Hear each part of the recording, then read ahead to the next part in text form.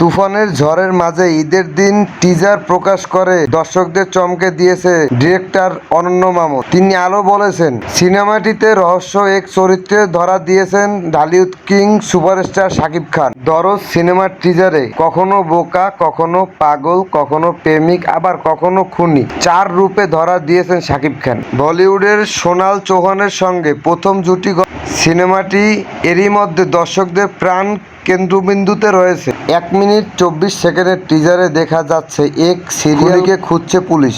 শেষ পর্যন্ত সে খুনিকে পুলিশ ধরতে পারবে কিনা সে প্রশ্ন ছুড়ে দিয়েছে দর্শকদের মাঝে। টিজারের একেবারে শেষে শাকিব খান বলেছে, আমি তাহলে জিতেই গেলাম বলে রহস্যময় এক হাসি হেসে শাকিব খান, যা এরই মধ্যে কৌতূহল সৃষ্টি করেছেন নেটিজেনদের মধ্যে। তো সবাই ভালো থাকবেন, সুস্থ থাকবেন। আর আমার ভিডিওটি যদি ভালো লেগে থাকে তাহলে অবশ্যই চ্যানেলটি সাবস্ক্রাইব করে রাখবেন, লাইক দিয়ে রাখবেন, বেল আইকনটি বাজিয়ে দেবেন যেন প্রতিদিন ভিডিও ছাড়লে আপনার কাছে সবার আগে সব সময়।